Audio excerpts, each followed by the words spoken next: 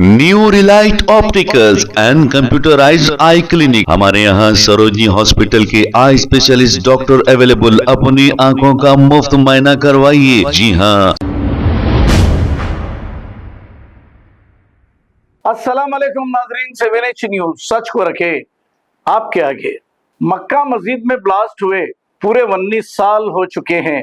इसी को लेकर MBT spoke person Amjadullah Khan ने एक अपना बयान जारी किया है। क्या कहा, सुनते हैं तफसीलात। नाजरीन, अगर आप सच का साथ देना है तो हमारे चैनल को लाइक करिए, शेयर करिए और सब्सक्राइब करना ना भूलें। अस्सलाम वालेकुम, मैं अमजदुल्ला खान, स्पोक्समैन एमबीटी। आज ये वीडियो बनाने का मकसद ये है कि आने वाले एक दो दिन के बाद में जो है 18 मई आने वाली है, और 18 मई हैदराबाद की तारीख के लिए एक बहुत अहम दिन है।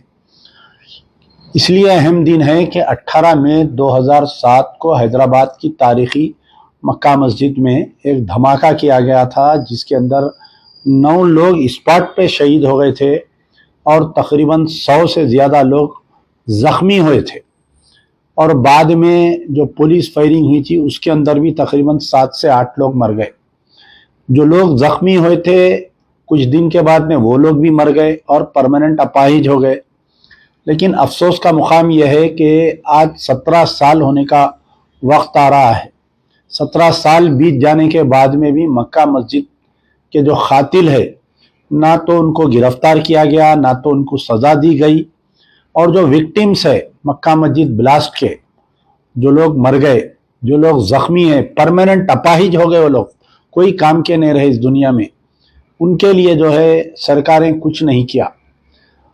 तो आपको मालूम होना चाहिए 18 मई 2007 में ब्लास्ट होने के बाद में हैदराबाद की स्पेशल इन्वेस्टिगेशन टीम को दिया गया था एक केस।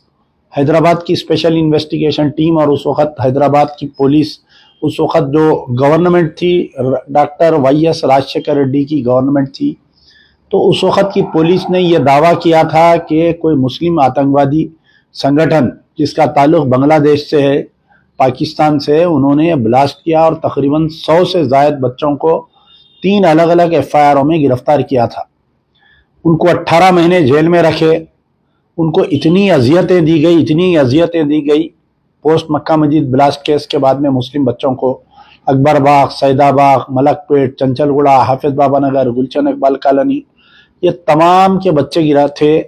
इनको तमाम तालीमी याफ्ता बच्चे थे, इनको उठाकर प्राइवेट फार्म हाउसों में रख के इनको टार्चर किया गया। उस वक़्त एक हमारे माइनॉरिटी कमीशन के चेयरमैन हुआ करते थे, उन्होंने एक कमीशन बिठाया था, L Ravichandra advocate one man commission. वो कमीशन की जो रिपोर्ट वाजे की कि मक्का मस्जिद ब्लास्ट के बाद में जो मुस्लिम बच्चों को उठाकर ले जाकर टॉर्चर किए, वो कमीशन की रिपोर्ट में पूरा तबसरा है उसके अंदर।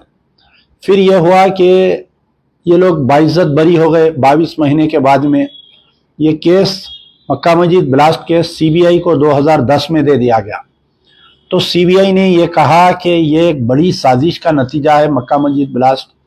जैसा कि अजमेर दरगाह समझौता एक्सप्रेस में जो ब्लास्ट किया था अभिनव भारत तंजीम, ये एक आरएसएस से रिलेटेड एक तंजीम थी अभिनव भारत, उसके ये लोग हैं बोलकर सीबीआई ने तकरीबन 35 अफराद को गिरफ्तार किया था, जिसमें स्वामी असीमानंद, सुनील जोशी, देवेंद्र गुप्ता, लोकेश शर्मा, भारत मोहनलाल रातेश्वर, राजेंद्र चौधरी, ये तमाम लोग थे।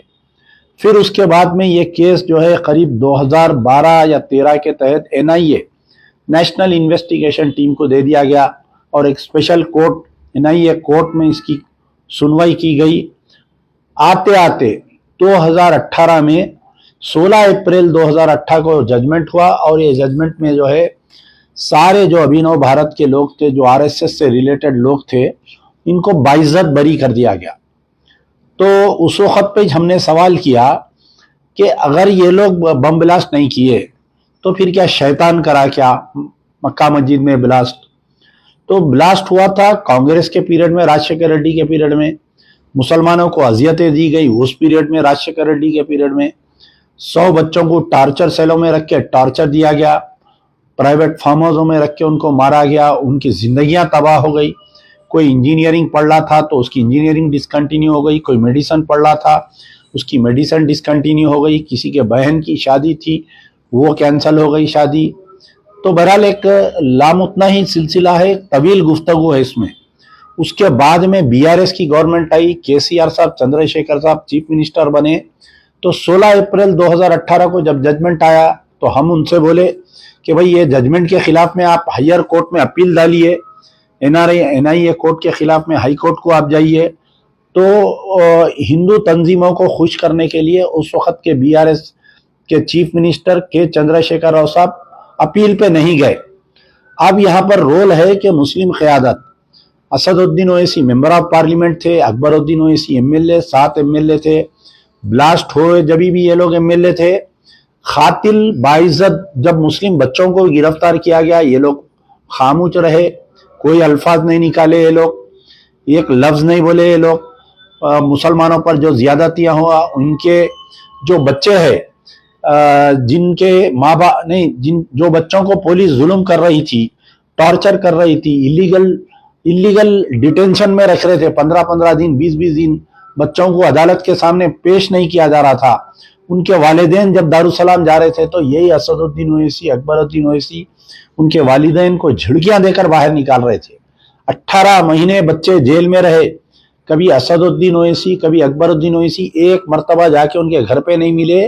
ये जो मुस्लिम बच्चे गिरफ्तार हुए थे कभी चल्लापल्ली जेल जाके नहीं मिले, हालांकि उनकी कॉन्स्टिट्यूंसी के हैदराबाद पार्लियामेंट और चंद्रायन गुट्टे के याकुतपुरा मलकपेट के बच्चे थे वो। अब बहरहाल उसके बाद में इश्यू ये हुआ कि बाइज्जत बरी हुए जब हम उस वक्त के चीफ मिनिस्टर को अपील किए कि भाई आप जो है इसके खिलाफ में जाइए, तो चीफ मिनिस्टर केसीआर साहब भी इसके ऊपर अपील पे नहीं गए। तो बहरहाल आज ये मेरा बयान बनाने का मकसद ये है कि मक्का मस्जिद के शोधाओं को खराज अकीदत पेश करना मेरा मकसद है। जो मक्का मस्जिद ब्लास्ट में शहीद हुए उन शहीदों को खराज अकीदत पेश करना। जो पुलिस फायरिंग में जो बेगुनाह नमाजियां जो के ऊपर जो पुलिस फायरिंग की गई थी उसके ऊपर एक वन मैन कमीशन, उसके ऊपर भी एक कमीशन बैठा था, उसकी कमीशन की भी रिपोर्ट अभी तक असेंबली में पेश नहीं की गई। जो माइनॉरिटी कमीशन से जो one man commission L Ravichandra की जो कमीशन की रिपोर्ट थी वो भी आज तक असेंबली में पेश नहीं की गई। आप बोलते ना कि हमारी जमात जो है ताकतवर है, हमारी क़यादत ताकतवर है, हम जो है जिसे चाहे उसे तख्त पर लिटा सकते हैं, हम जिसे चाहे उसे तख्त पर बिठा सकते हैं।